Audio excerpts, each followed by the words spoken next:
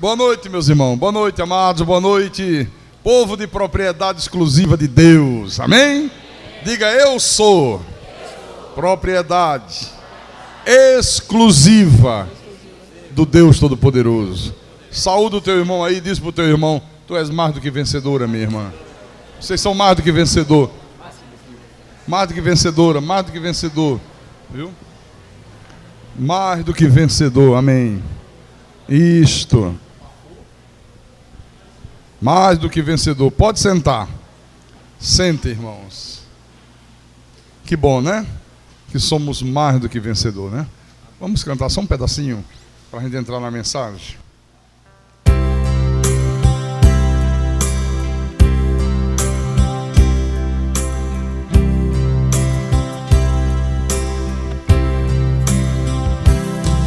Trocar o evangelho de Deus por vãs doutrinas,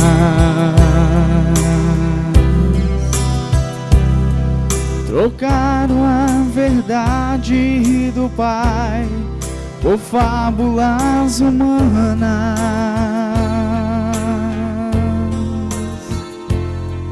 tornaram seus filhos cativos, presos à própria sorte.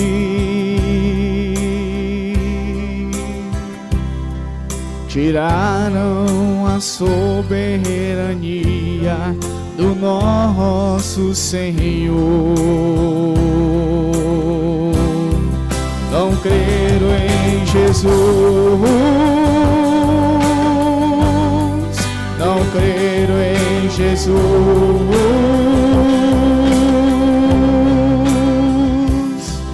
mas para os seus filhos eleitos e predestinados,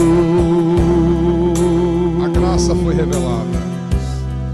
A graça foi revelada, tornando-os libertos.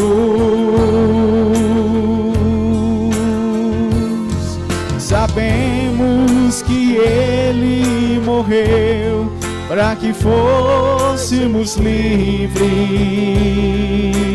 E ressuscitou. E ressuscitou, e no céu, como Pai, Ele vive. Canta, povo de Deus, canta, igreja. Ressuscitou. Ressuscitou.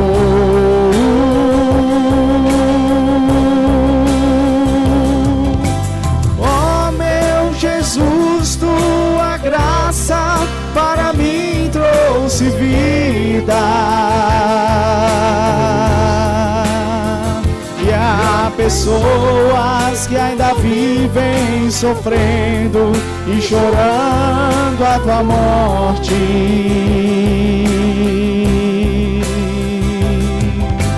Trocam Jesus pelo mundo e os seus prazeres,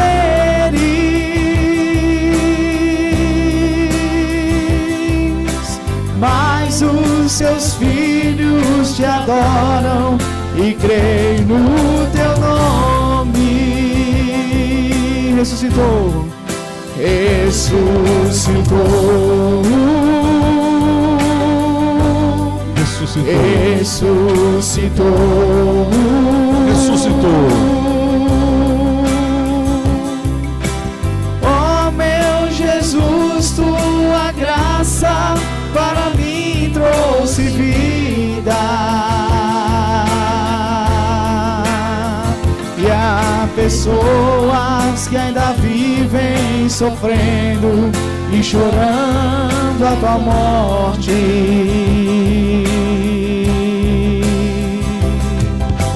Trocam Jesus pelo mundo e os seus prazeres,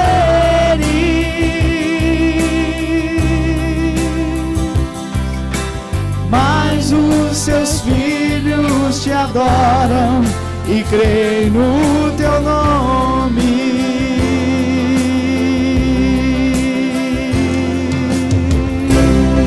Amém. Pode glorificar.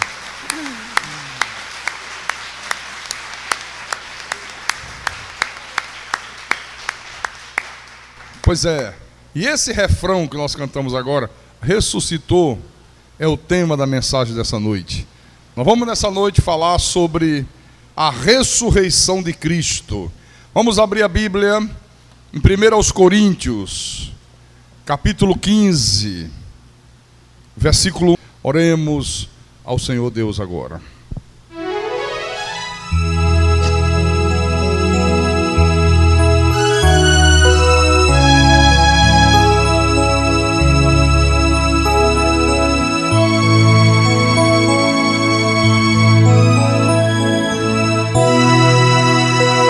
Senhor Jesus Cristo, nosso Deus, nosso Pai, Santo de Israel, Senhor dos céus e da terra, como é bom nós estarmos aqui reunidos nessa noite, como é bom estar nos teus átrios, como é bom poder louvar o teu nome, adorar o Senhor, e como é bom ouvir a tua voz. Como é bom ser ensinado pelo Teu Espírito Santo. Como é bom alimentar o nosso espírito com o alimento sólido. O alimento sólido é a Tua Palavra, quando a Tua Palavra é pregada com verdade, sem misturas, sem doutrinas de homens, sem vãs filosofias, sem misticismo, sem paganismo. Aí é o alimento que alimenta a nossa alma. Ah, Jesus, fala-nos nessa noite, meu Senhor. Já estamos assentados à mesa e agora queremos desfrutar do maná celestial. Fala, igreja, fala ao teu povo. Usa-me como instrumento da tua vontade. Usa-me como pastor que o Senhor mesmo vocacionou, que o Senhor mesmo constituiu sobre este rebanho. Porque não fui eu que decidi ser pastor. Isso não foi uma decisão minha, isso foi uma decisão do Senhor. Então dá-me a sabedoria, meu Senhor, para que eu possa explanar a Tua Palavra com verdade. Porque a minha suficiência, ela vem do Senhor, o Deus eterno. E que tudo que seja falado aqui nessa noite, que seja para a Tua honra, que seja para a Tua glória, e que seja, Senhor, acima de tudo, para o crescimento espiritual da Tua igreja. Eu te peço, em nome de Jesus, e que todos que creem digam amém, e amém, e amém. Diga graças a Deus. Então, meus irmãos amados e minhas irmãs em Cristo, se fala muito da ressurreição de Jesus, mas se fala de uma maneira muito simplória, né? Se fala assim, Jesus ressuscitou, olha, ao terceiro dia, Jesus ressuscitou, mas não se fala sobre esse tema aqui de uma maneira profunda, não se fala demonstrando para a igreja a importância que teve a ressurreição de Jesus Cristo. Por isso que eu quero dizer para você nessa noite, infelizmente, meus irmãos, a igreja de Jesus não tem abordado esse assunto nos dias de hoje. Quando esse assunto, esse tema da ressurreição é a razão de ser do cristianismo. Você sabia disso? É a razão de ser do cristianismo. Porque se Jesus não ressuscitou fisicamente, literalmente, como a Bíblia diz, o que resta do cristianismo? Não existiria cristianismo. Para que haveria igreja? Se Jesus não tivesse ressuscitado ao terceiro dia? Não teria razão de ser da nossa fé, não teria razão de ser de nós vivermos uma vida de santidade, de nos esforçarmos para fazer as coisas que Deus manda, não teria nenhuma razão, nenhum motivo. Então o cristianismo está todo ele calcado na doutrina da ressurreição de Jesus. E veja que o apóstolo Paulo, ele diz aqui no versículo 3, que Cristo morreu pelos nossos pecados, segundo as Escrituras, e que foi sepultado e ressuscitou o terceiro dia, segundo as Escrituras. Então, todas as profecias messiânicas, todas aquelas profecias feitas pelos profetas do Antigo Testamento, todas elas se cumpriram em Jesus. Todas elas se cumpriram em Cristo, todas. Eu vou dar 2 exemplos para você. Por exemplo, o nascimento virginal de Jesus. Ou seja, havia uma profecia, aqui em Isaías capítulo 7, que 700 anos antes do Senhor Jesus nascer, do verbo se fazer carne, então Deus já falava através desse profeta, que ele nasceria de uma virgem. Então diz assim, Isaías capítulo 7, versículo 14, ele diz, portanto, o Senhor mesmo vos dará um sinal. Eles estavam na expectativa, né? Quando é que vem o Messias? Como será a vinda do Salvador? Como é que será? Como é que não será? E aí Deus usa o profeta e diz, olha, Deus mesmo vai dar um sinal para vocês de que o Messias chegou, de que a promessa de salvação se cumpriu. Qual é o sinal? Eis que a virgem conceberá e dará à luz um filho e lhe chamará Emanuel, que quer dizer Deus conosco, Deus com os judeus naquele tempo. Então, pela primeira e última vez na história do mundo, na história da humanidade, uma mulher virgem concebe uma criança sem que o espermatozoide do homem fecundasse o óvulo da mulher. Você sabe que não pode existir um corpo se não passar por esse processo biológico. Tem que o espermatozoide do homem fecundar o óvulo da mulher. Ou numa relação sexual normal, ou através de uma inseminação artificial, ou num laboratório in vitro, seja do modo que for, tem que haver esses 2 elementos. Se não houver o espermatozoide e o óvulo, não vai existir corpo nunca. O único corpo de carne, semelhante ao nosso, mas sem a semente do pecado, que existiu nesse mundo, sem passar por esse processo, foi o corpo de Jesus. O próprio Deus gerou aquele corpo no ventre da Virgem da Galileia, para que o próprio Deus pudesse habitar nele. Amém? Então, está aqui a profecia. Olha o cumprimento da profecia. Mateus capítulo 1. Mateus capítulo 1, versículo 20. Você sabe que José estava um pouco de cabeça quente, né? Querendo abandonar Maria. Maria apareceu grávida. E ele deve ter pensado 1000 abobrinhas, né? Ele disse, poxa, eu nunca tive relação com essa mulher. E como é que ela agora me aparece grávida? O que é que essa mulher andou fazendo? E aí resolve deixá-la secretamente. Disse, não vou denunciar, não vou falar nada, porque a lei manda apedrejar quando a mulher faz alguma coisa errada. E como eu amo muito essa mulher, eu prefiro abandoná-la e ir embora, né? E quando ele estava nessa angústia, diz que aparece um anjo, versículo 20. Enquanto ponderava nestas coisas, eis que lhe apareceu em sonho um anjo do Senhor dizendo, José, filho de Davi, não temas receber Maria tua mulher, porque o que nela foi gerado é do Espírito Santo. Ela dará à luz um filho e lhe porás o nome de Jesus, porque ele salvará o seu povo dos pecados deles. No versículo 23, diz, ora, tudo isto aconteceu para que se cumprisse o que fora dito pelo Senhor por intermédio do profeta. Aí ele cita no versículo 23, o que o Senhor falou por intermédio do profeta Isaías, né? Eis que a virgem conceberá e dará à luz um filho, e ele será chamado pelo nome de Emanuel, que quer dizer Deus conosco, Deus com eles naquele tempo. Isso era uma profecia, cumpriu-se em Jesus. Outro exemplo, o nascimento de Jesus em Belém. Isso também foi alvo de uma profecia. No livro de Miqueias, capítulo 5, Miqueias capítulo 5, versículo 2. Veja a profecia, que diz assim, e tu, Belém Efrata, pequena demais, para figurar como grupo de milhares de Judá, de ti me sairá o que há de reinar em Israel, e cujas origens são desde os tempos antigos, desde os dias da eternidade. Então havia uma profecia que o Senhor Jesus, o Messias, o Cristo, o Salvador, nasceria numa cidade chamada Belém, e teve que ser em Belém, não poderia ser diferente.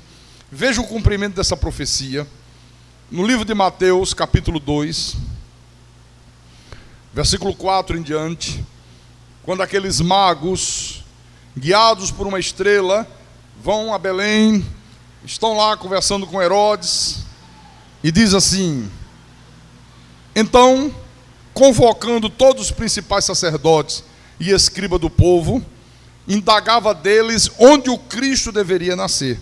Herodes estava curioso. Herodes disse que vai nascer aí um rei, e de repente esse rei vai tomar o meu lugar. Eu quero saber onde é que ele vai nascer.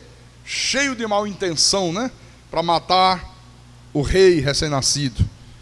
Versículo 5: em Belém da Judéia, responderam eles, porque assim está escrito por intermédio do profeta: e tu, Belém, terra de Judá, não és de modo algum a menor entre as principais de Judá, porque de ti sairá o guia que há de apacentar a meu povo Israel. Bom, aí você vê que aqui na Bíblia tem a profecia sobre a fuga de Jesus, de Maria, José e o menino para o Egito, a profecia sobre a entrada de Jesus triunfante, montado num jumento em Jerusalém, a profecia de que ele seria traído, que ele seria vendido por Judas por 30 moedas de prata, a profecia sobre a sua crucificação, a profecia de que os soldados romanos iam disputar a sua túnica através de sorte, a profecia de que ele seria sepultado no túmulo de um homem rico, tudo profetizado através dos profetas do Antigo Testamento. Mas teve também profecias sobre a ressurreição de Jesus. Por exemplo, aqui no Salmo 16, vamos todos ao livro de Salmo, versículo 9 e 10. Isso é um salmo profético. E diz assim no versículo 9: alegra-se, pois, o meu coração, e o meu espírito exulta, até o meu corpo repousará seguro, pois não deixarás a minha alma na morte, nem permitirás que o teu santo veja a corrupção. Isso aqui era uma profecia sobre a ressurreição de Jesus Cristo. Isso era uma profecia de que ele ressuscitaria, de que ele venceria a morte.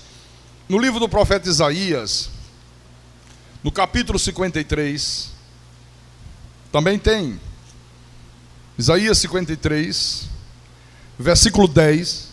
Agora Deus fala através do profeta Isaías e diz assim: todavia ao Senhor agradou moê-lo, fazendo-o enfermar. Quando der ele a sua alma como oferta pelo pecado, verá a sua posteridade e prolongará os seus dias, e a vontade do Senhor prosperará nas suas mãos. Quer dizer que Isaías estava profetizando aqui que depois que Jesus tivesse oferecido a sua vida pelo pecado, ele veria os seus dias se prolongarem. Está aqui, ó. Ora, isto aqui, irmãos, era uma profecia sobre a ressurreição de Jesus Cristo. Por quê? Como é que Jesus poderia ver os seus dias se prolongarem se ele estivesse morto? Como é que ele ia ver os seus dias se prolongarem se ele tivesse permanecido ali no túmulo? Então o profeta está dizendo aqui que após a morte, Jesus voltaria à vida. Olha, e graças a Deus, irmão, que isso verdadeiramente aconteceu. Graças a Deus que aconteceu.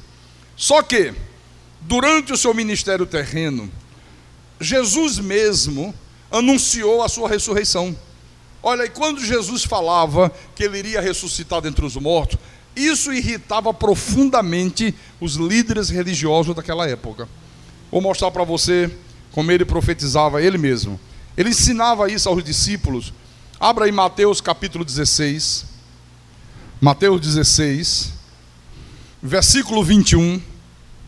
Então diz: desde esse tempo, começou Jesus Cristo a mostrar a seus discípulos que lhe era necessário seguir para Jerusalém e sofrer muitas coisas dos anciãos, dos principais sacerdotes e dos escribas, ser morto e ressuscitado no terceiro dia.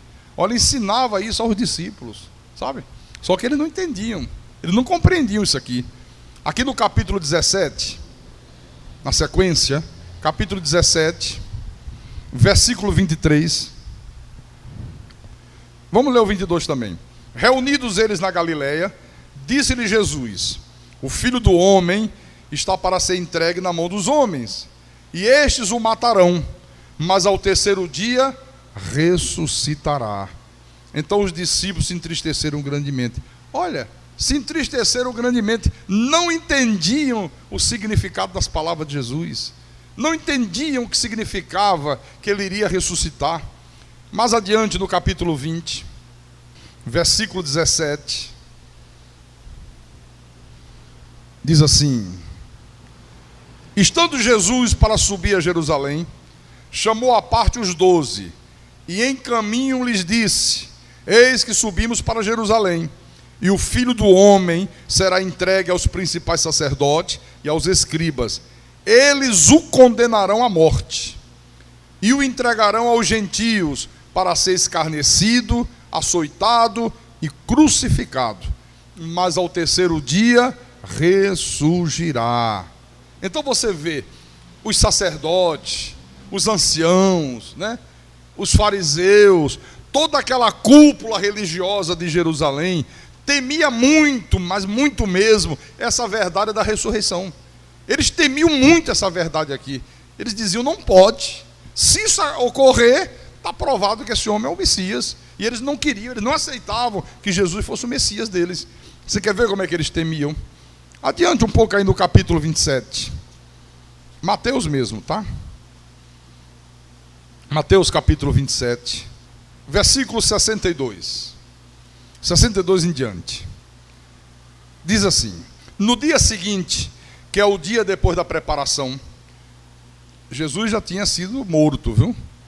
Então, reuniram-se os principais sacerdotes e os fariseus, e dirigindo-se a Pilato, disseram-lhe: Senhor, lembramo-nos de que aquele embusteiro, olha como é que eles tratavam Jesus, aquele embusteiro, aquele enganador, aquele herege. Então lembramos que aquele embusteiro, enquanto vivia, disse: depois de 3 dias ressuscitarei. Ordena, pois, que o sepulcro seja guardado com segurança até o terceiro dia, para não suceder que, vindo os discípulos dele, né, roubem o corpo e depois digam ao povo: ressuscitou dos mortos, e será o último embuste pior do que o primeiro. Disse-lhe Pilatos: aí tendes uma escolta, ide e guardai o sepulcro, como bem vos parecer. Indo eles, montaram guarda ao sepulcro, selando a pedra e deixando ali a escolta. Olha só, foram pedir ao governador que desse uma escolta de soldados. Uma escolta era composta de 16 soldados. Olha, aquele embusteiro aqui, aquele enganador, aquele falso, enquanto ele vivia, ele estava dizendo aí, ensinando que ao terceiro dia ele ia ressuscitar. Então temos que ter cuidado com isso. Queremos uma escolta para guardar o sepulcro, para não acontecer que venham os discípulos dele, roubem o corpo e depois saiam por aí dizendo que ele ressuscitou. E aí o segundo embuste será pior do que o primeiro embuste. Então Pilatos cedeu, colocou uma escolta de soldados, 16 soldados, fortemente armados, para impedir que os discípulos roubassem o corpo, como as autoridades religiosas diziam. Então havia um grande empecilho, né? Se fosse esse o caso. Só que essa escolta aqui não era o único empecilho à saída do túmulo. Havia mais empecilho. Aqui no capítulo 27, versículo 59, você sabe que José de Arimateia, que era um homem rico, foi a Pilatos e pediu a Pilatos o corpo de Jesus, né? Disse: só queria que você autorizasse eu levar o corpo, que eu quero sepultá-lo. Então, aqui no versículo 59 diz: e José de Arimateia, tomando o corpo, envolveu num pano limpo de linho e o depositou no seu túmulo novo, que fizera abrir na rocha. Esse homem era muito rico. Esse homem tinha o seu próprio túmulo particular, que ficava no quintal da sua casa, nos jardins da casa de Arimateia. Eu já estive lá. E rolando uma grande pedra para a entrada do sepulcro, se retirou. Então, deixa eu explicar uma coisa para você. José de Arimateia, como era um homem rico, mandou fazer um túmulo pessoal para ele, particular para ele. E naquela época, era comum se fazer os túmulos escavado na montanha, numa rocha. Então, quando você chega lá na casa de José de Arimateia, tem um jardim muito bonito, sabe? Mas lindo, lindo, lindo, muito bem florido, muitas flores. Aí, os fundos, a lateral do jardim, dá para o jardim, dá para o Calvário, onde Jesus foi crucificado, onde estavam as 3 cruzes, Jesus e os 2 ladrões, de frente para uma das entradas da cidade de Jerusalém. E no lado esquerdo do jardim da casa de Arimateia, tinha uma montanha, e ele escavou na rocha o seu túmulo. Então se escavava o túmulo, na entrada se fazia uma abertura de mais aproximadamente assim 1,5 metro. Aí eles faziam,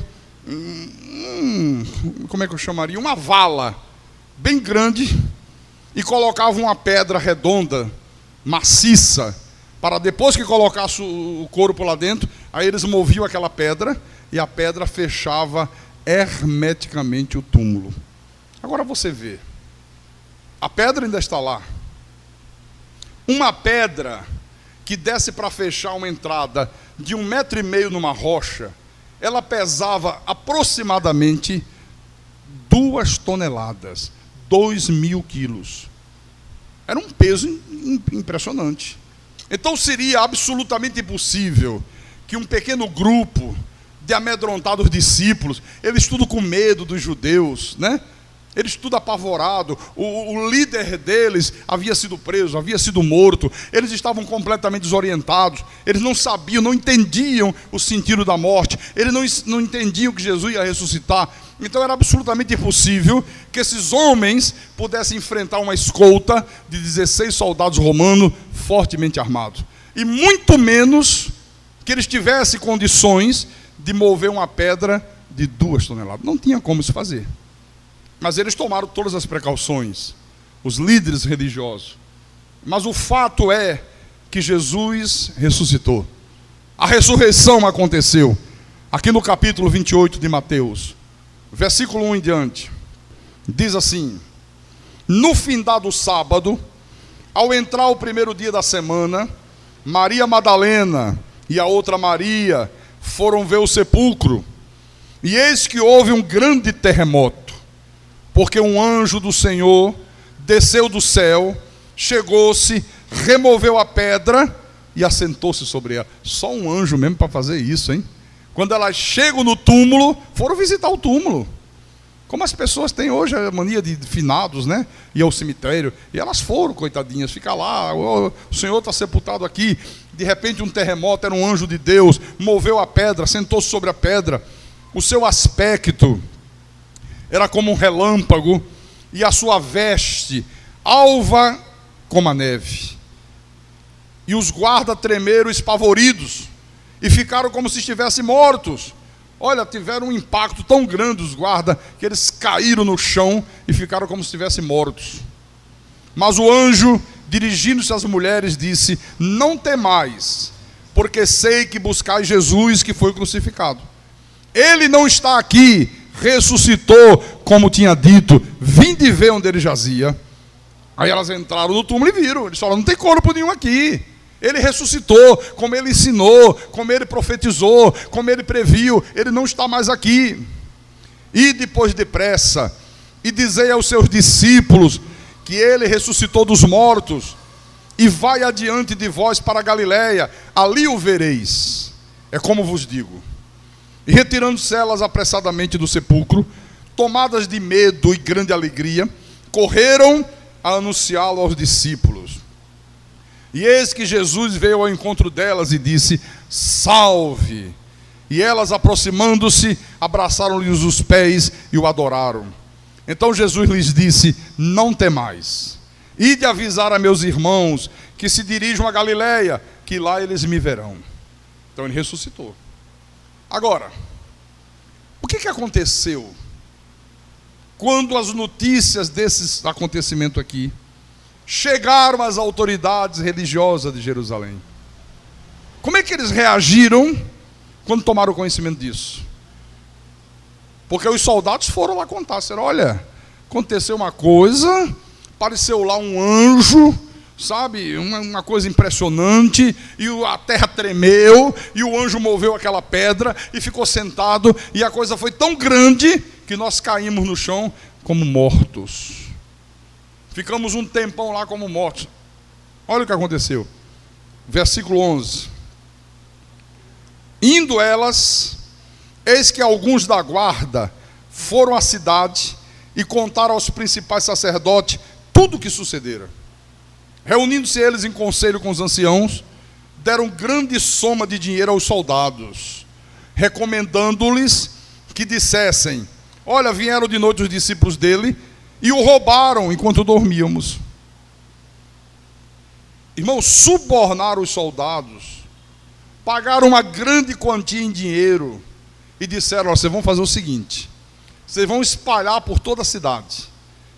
Vocês vão dizer: olha, os discípulos deles vieram e roubaram o corpo dele enquanto nós dormíamos. Nós adormecemos e acabou que nós não podemos impedir que isso acontecesse. Versículo 14. Só que seria uma coisa impossível, né? Como é que iam dormir 16 soldados ao mesmo tempo?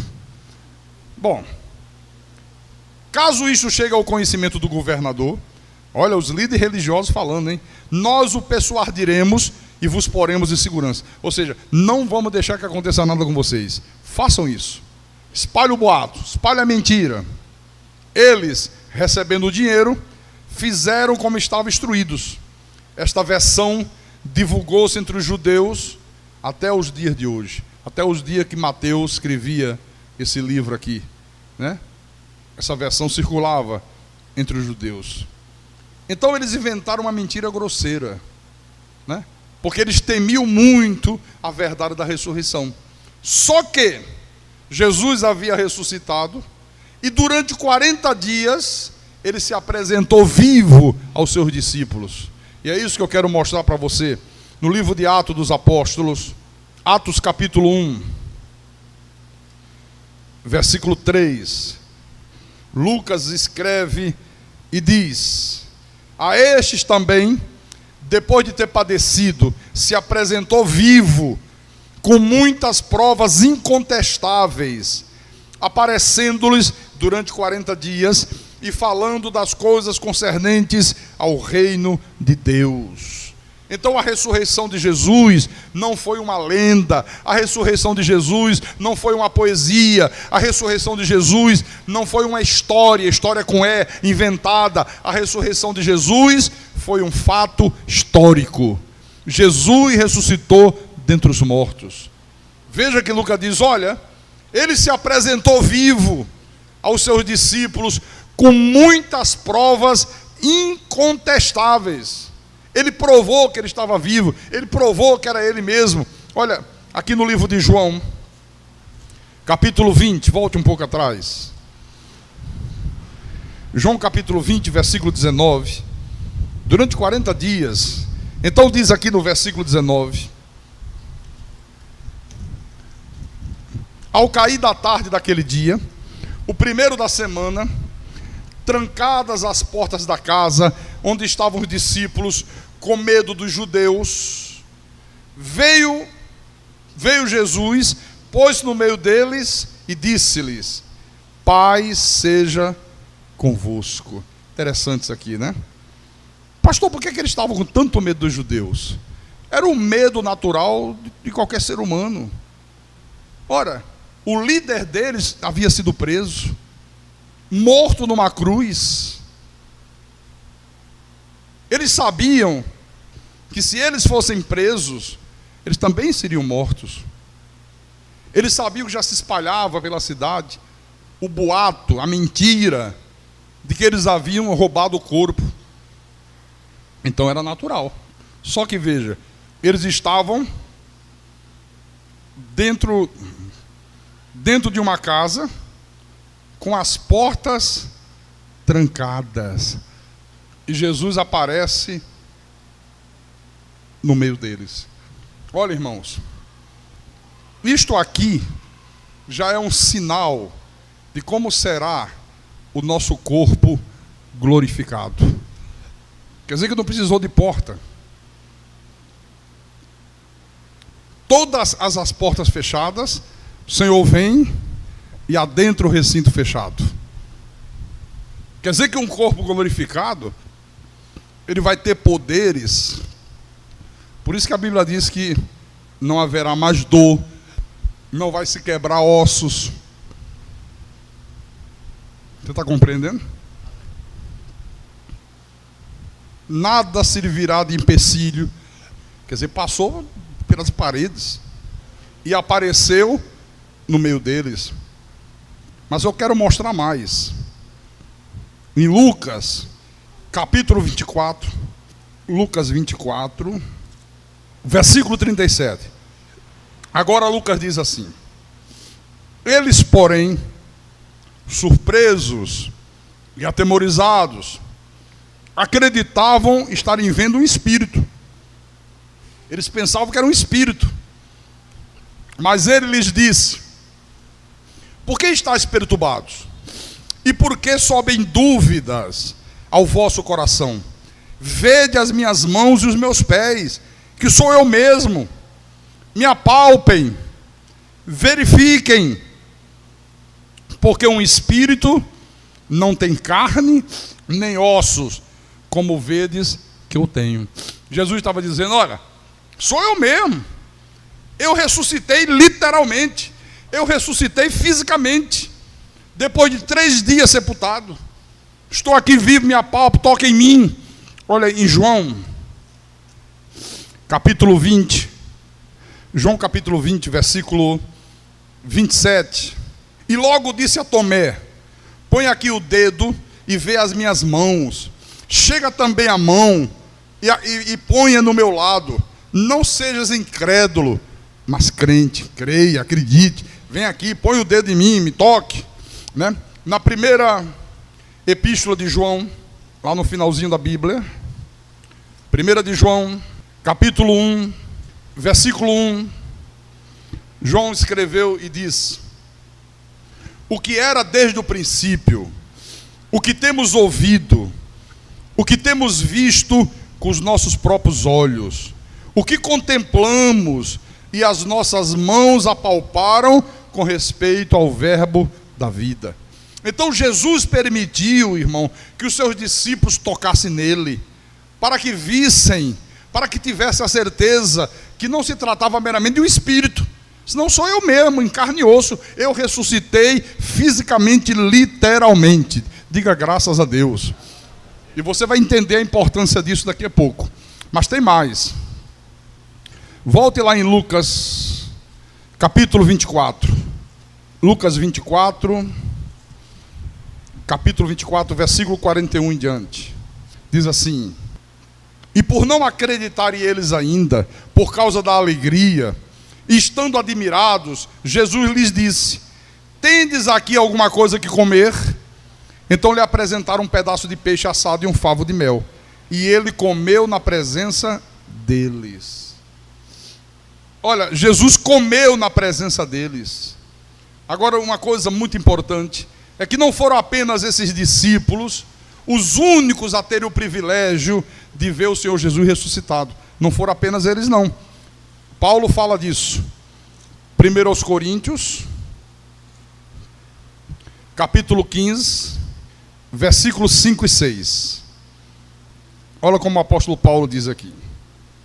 Paulo diz que, depois de ressuscitado, ele apareceu a Cefas, que era Pedro, e depois aos 12.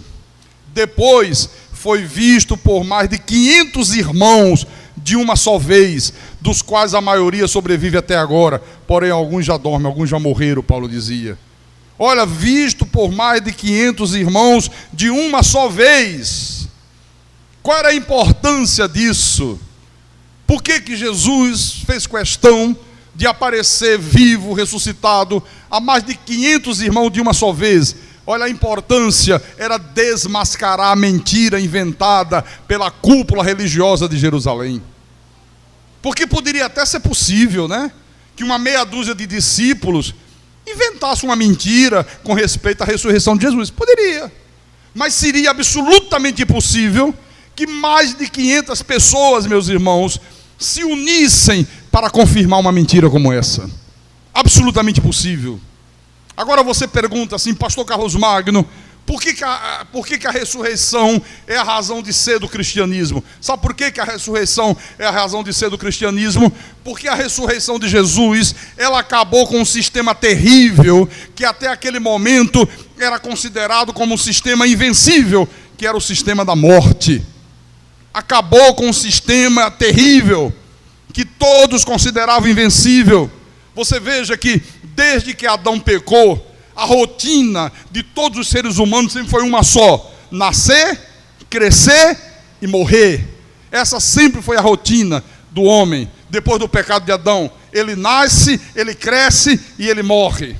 Então essa sempre foi a dura realidade que todo ser humano tem que enfrentar. Todos, mais cedo ou mais tarde, meus irmãos, encontram a morte. Todos, mais cedo ou mais tarde, tem que ter um encontro com a morte. Então, uma coisa que sempre esteve muito clara na mente do ser humano é que tudo poderia ser vencido, menos a morte. Isso aí sempre esteve claro na mente do homem. Tudo é possível de se vencer, menos a morte.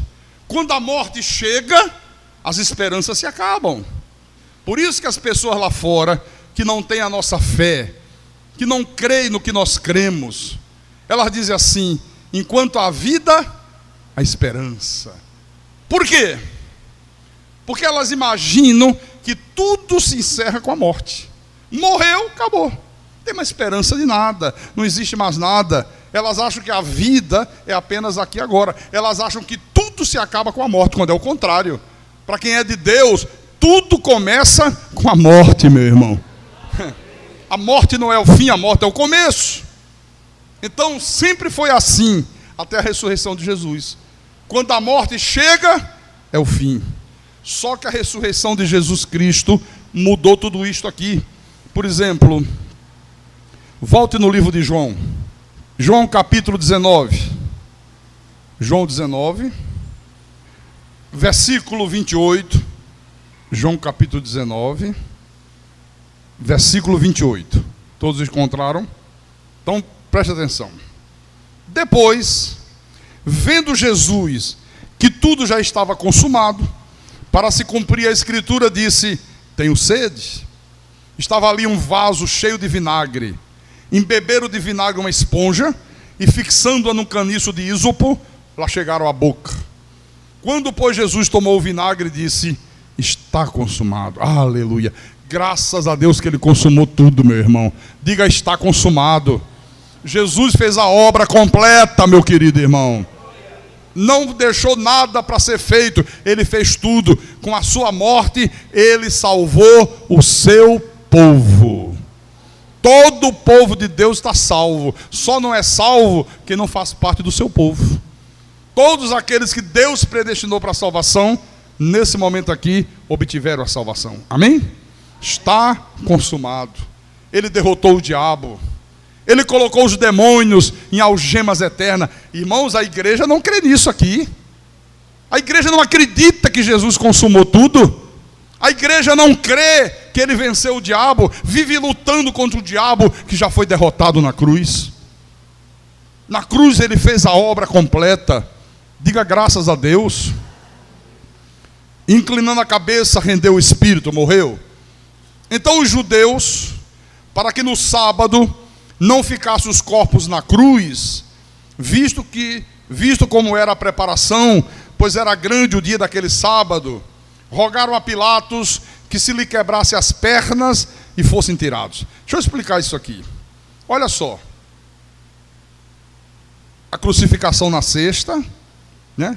Aí eles disseram: puxa vida, amanhã é um sábado importante. Era um sábado de festa para os judeus. E eles disseram: puxa vida, vai vir gente de tudo quanto é lugar. Todo mundo entrando na cidade de Jerusalém. E eles crucificavam as pessoas bem na entrada da cidade. Quando era um ladrão, um malfeitor. Para que servisse de exemplo. Para que todo mundo passasse e visse. E temesse os soldados romanos, o governo romano. Então os judeus disseram: poxa vida, dia de festa. E 3 homens crucificados ali. 3 homens agonizando numa cruz. Porque, irmãos, quando uma pessoa era condenada à morte de cruz, ele era crucificado e a sua morte se dava, no mínimo, 7 dias depois. No mínimo. Eram 7 dias de suplício. Era 7 dias de sofrimento atroz. Dava tétano no corpo, até chegava uma hora que não aguentava e morria. Então eles foram pedir a Pilatos que, olha, Pilatos, por favor, dá para o senhor liberar o corpo desses homens, manda que os soldados vão lá e quebrem as pernas dele, para que nós possamos retirá-lo da cruz. Por que quebrar as pernas? Porque eles ficavam crucificados, né? Com as pernas normais. Na hora que quebrava as pernas, aí perdia o apoio do corpo. Então o corpo curvava e aí apertava aqui o diafragma. E aí o cara não podia mais respirar. Aí a morte se dava rapidamente. Em questão de 2, 3 minutos morria sufocado. Por isso que quebrava as pernas. Aí os soldados foram e quebraram as pernas ao primeiro e ao outro que com ele tinha sido crucificado. Chegando, porém, a Jesus, como visse que já estava morto, não lhe quebraram as pernas. Por que Deus fez com que ele morresse rápido? Por que Deus não permitiu que ele ficasse 7 dias sofrendo? Porque havia uma profecia que dizia que nenhum osso dele seria quebrado. Nenhum osso. Como o nosso Deus é onisciente, sabe de todas as coisas, né? Disse, não, vamos pedir para quebrar os ossos, mas quando chegar lá ele já está morto. Olha só, viram que ele já estava morto, não lhe quebraram as pernas. Versículo 34. Mas um dos soldados lhe abriu o laço com uma lança e logo saiu sangue e água. Também uma profecia. Aquele que isto viu testificou, sendo verdadeiro o seu testemunho. E ele sabe que diz a verdade, para que também vós creais. E isto aconteceu para se cumprir a Escritura. Olha o que a Escritura dizia: nenhum dos seus ossos será quebrado. E outra vez diz a Escritura: eles verão aquele a quem traspassaram. Depois disto, José de Arimateia, que era discípulo de Jesus, ainda que ocultamente pelo receio que tinha dos judeus, rogou a Pilatos que lhe permitisse tirar o corpo de Jesus, e Pilatos lhe permitiu. Então foi José de Arimateia e retirou o corpo de Jesus. E também Nicodemos, aquele que anteriormente viera ter com Jesus à noite, foi, levando cerca de 100 libras de um composto de mirra e aloés. Era tipo um perfume, um bálsamo, que dentro da cultura judaica se usava para embalsamar os defuntos. Tomaram, pois, o corpo de Jesus e o envolveram em lençóis com os aromas, como é de uso entre os judeus na preparação para o sepultamento. No lugar onde Jesus fora crucificado havia um jardim, e neste um sepulcro novo, no qual ninguém tinha sido posto ainda. Ali, pois, por causa da preparação dos judeus e por estar perto do túmulo, depositaram o corpo de Jesus. Agora pasme, meus irmãos. Aquele corpo de Jesus, maltratado violentamente pelo chicote dos soldados romanos, pelo esforço desumano de carregar aquela cruz pesada, pelo suplício terrível daquela crucificação. Você assistiu A Paixão de Cristo de Mel Gibson? Quem assistiu aqui? Levante a mão. Olha, todo cristão deve assistir aquele filme. Porque se fala muito da morte de Jesus, mas se fala assim, como se fosse uma coisa romântica, né? Parece até que foi uma coisa bonita, maravilhosa. As pessoas não têm ideia do que foi o sofrimento de Jesus Cristo. E aquele homem, Mel Gibson, ele conseguiu retratar de uma maneira fiel, sabe, como foi o suplício da crucificação. Quando dava as chicotadas, na ponta do chicote de couro, haviam lâminas de aço, que quando pegava assim, entrava na carne, quando puxava, tirava tiras de carne com sangue. Então o corpo completamente dilacerado. Finalmente, o corpo de Jesus é vencido pela morte. Essa senhora terrível, velha conhecida de todos os seres humanos. Então a morte veio a Jesus, o dominou. Ele é colocado dentro da escuridão do túmulo de José de Arimateia. A escuridão do túmulo, a frieza do túmulo o engoliu. o último sinal de vida desapareceu. E agora, a morte já trabalhava, começando a eliminar totalmente qualquer resquício de vida. O corpo já começava a entrar num estado de decomposição. Você sabe que quando uma pessoa morre, tem que providenciar urgente o sepultamento. Não pode ficar 2, 3 dias, a não ser que embalsame, né? Faça um embalsamento, né? Mas senão tem que enterrar rápido, porque entra rapidamente em processo de decomposição. Sabe, se demora um dia, olha, já começa a cheirar mal, já começa a exalar um mau cheiro. Então o corpo de Jesus já estava nesse processo de decomposição, quando de repente algo inusitado aconteceu.